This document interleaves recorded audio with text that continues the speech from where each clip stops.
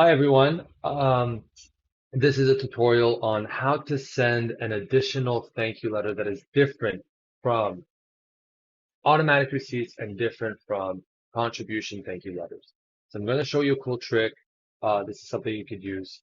So step one is you want to see if you have the available tokens enabled. So you want to go to Administer, Communications, Enable Tokens. And you'll see you have a ton of tokens available here. They're not, you have to enable the ones you want. So let's look over here. There's the ones called latest contribution, right here. So total amount of latest contribution, receive date of the latest contribution, financial type of the latest contribution, and then we could also include the latest soft credit name, if there was a soft credit. Um, I think that's the only thing you will need for this. So I'm going to save. Okay, that's saved. Now I'm going to go ahead and create my template.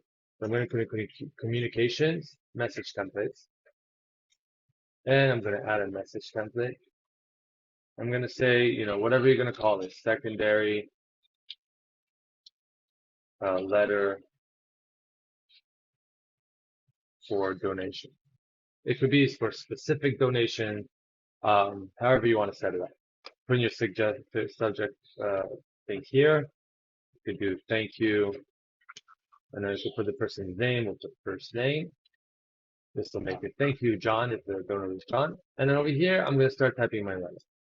I'm going to put in the email greeting token. So it's going to say, Dear John, comma, thank you for your donation in the amount of.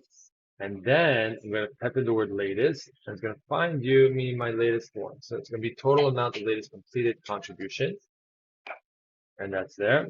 And then I could start saying, and then I could make even like a little paragraph. I'm going to put a paragraph here, put all my information. And I could even make a little table or even just do a little, like a little text. I'm going to say date received. Um, what else do we have? Financial, or I'll just call it type. And then put in amount, put in donor name even. And then if there's a soft credit, I could do soft credit name. Or, yeah, we could do soft credit name. So then I just have to, I guess I'll make this bold.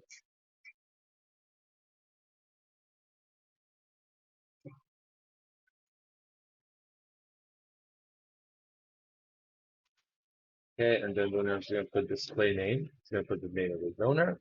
Receive date, I'm going to do again, latest. Receive date of latest contribution. Amount, type of the date again. Total amount. Make this not bold. And then type, financial type. And then the soft credit.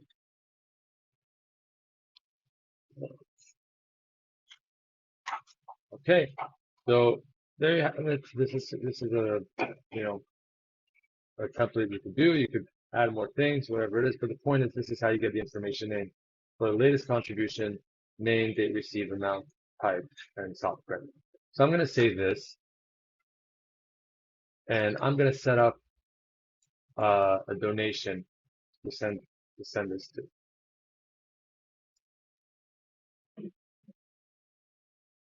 Okay, so we're going to do this in Labe's profile, and we're going to add a contribution. Now note that it's going to take the latest, this template, because it's using the latest data. It's only going to work for the latest contribution. So I'm going to put there's a donation for $106. Status has to be completed. And I'm going to leave this. And let me add a soft credit. I'm going to add a soft credit. And I'm going to save it like that. So now if I use this template I created and send a letter or an email, it's going to print this information because this is the latest. Now if I go and I report something and I put the receive date being December 2022, then it's going to use the December record. It's not going to use this one. So it really goes by the date, the most recent date or the most future date that is available. That's the record it's going to use. So I'm going to go to action. Usually you would probably send this as an email, but for our purposes, I'll just make a PDF of it. And we're going to call it secondary letter. I'm going to hit preview because I'm not making it for real. And that's it. Let's see. Thank you for your donation of my amount 116. One of the paragraph gives you the name, the date, amount, type, and then the soft credit note. So obviously, you doctor this letter up, put the logo at the top, some stuff at the bottom, make it look nice, and you're good to go. Now, what if I want to send this letter automatically? It should automatically go out to donors. So I could use a scheduled reminder for them. I'm going to go to communications, scheduled reminders, and I'm going to add a reminder. And I'm going to say second letter. And I want this to go out every time a specific contribution is given. So I could leave it like this and it'll go, and this will go out after every single donation I get. Or I could say, no, I only want this for matching campaign contributions that are completed.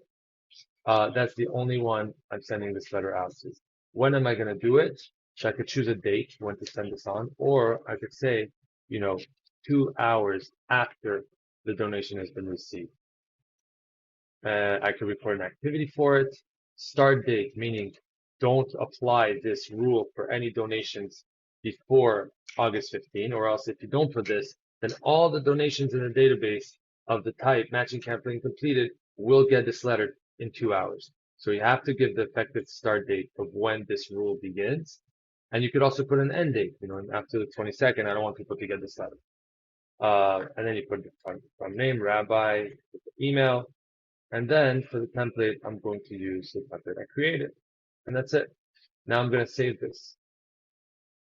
And automatically, when I'm going to create a letter, when somebody's going to donate a matching campaign contribution that's completed, 2 hours later, he will get this email in his inbox. So that's another way to recreate a custom automatic letter experience. You have to be very careful with how you do it because it's going to go out every time. So you have to really make sure you got all the scenarios in mind and it makes sense the way you're setting it up. And you also have to watch out for that effective start date. You don't want it to be sent out before it's meant to go out. So that's it for this tutorial. Hope this helps, and let me know if you have questions.